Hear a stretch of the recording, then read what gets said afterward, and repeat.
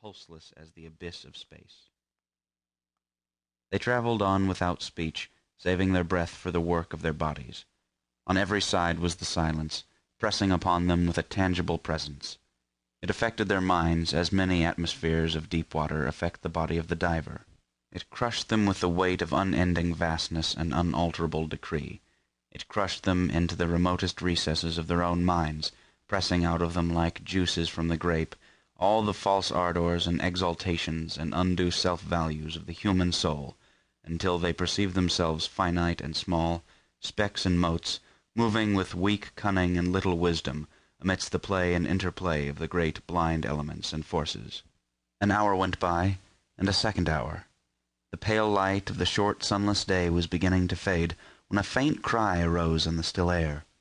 It soared upward with a swift rush till it reached its topmost note, where it persisted, palpitant and tense, and then slowly died away.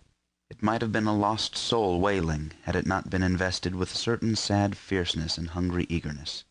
The front man turned his head until his eyes met the eyes of the man behind, and then, across the narrow oblong box, each nodded to the other. A second cry arose, piercing the silence with needle-like shrillness. Both men located the sound. It was to the rear, somewhere in the snow expanse they had just traversed. A third and answering cry arose, also to the rear and to the left of the second cry. "They're after us, Bill," said the man at the front.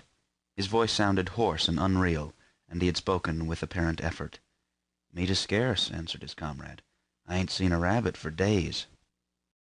Thereafter they spoke no more, though their ears were keen for the hunting cries that continued to rise behind them. At the fall of darkness they swung the dogs into a cluster of spruce trees on the edge of the waterway and made camp. The coffin at the side of the fire served for seat and table. The wolf dogs, clustered on the far side of the fire, snarled and bickered among themselves, but evinced no inclination to stray off into the darkness. "Seems to me, Henry, they're staying remarkable close to camp," Bill commented. Henry, squatting over the fire and settling the pot of coffee with a piece of ice, nodded. Nor did he speak till he had taken his seat on the coffin and begun to eat. "They know where their hides is safe," he said. "They'd sooner eat grub than be grub. They're pretty wise, them dogs." Bill shook his head. "Oh, I don't know." His comrade looked at him curiously. "First time I ever heard you say anything about their not being wise." "Henry," said the other, munching with deliberation the beans he was eating, "did you happen to notice the way them dogs kicked up when I was a-feeding them?" "They did cut up more than usual," Henry acknowledged. "How many dogs we've got, Henry?" "6. "Well, Henry," Bill stopped for a moment, in order that his words might gain greater significance. "As I was saying, Henry, we got 6 dogs. I took 6 fish out of the bag. I gave 1 fish to each dog, and, Henry, I was 1 fish short." "You counted wrong." "We got 6 dogs," the other reiterated dispassionately. "I took out 6 fish. One here didn't get no fish. I come back to the bag afterward and got him his fish." "We've only got 6 dogs," Henry said. "Henry," Bill went on, "I won't say they was all dogs, but there was 7 of 'em that got fish." Henry stopped eating to glance across the fire and counted the dogs.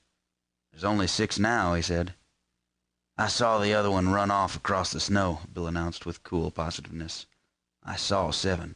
His comrade looked at him commiseratingly and said, "I'll be almighty glad when this trip's over."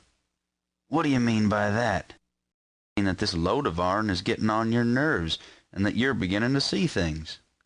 "I thought of that," Bill answered gravely, "and so when I saw it run off across the snow, I looked in the snow and saw its tracks.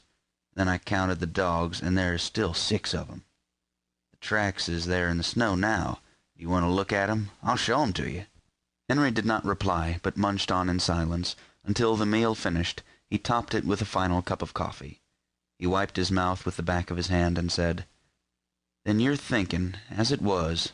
A long wailing cry, fiercely sad, from somewhere in the darkness, had interrupted him. He stopped to listen to it. Then he finished his sentence with a wave of his hand toward the sound of the cry. "One of them?" Bill nodded. "I'd a blame sight sooner think that than anything else. You noticed yourself the row the dogs made." Cry after cry and answering cries were turning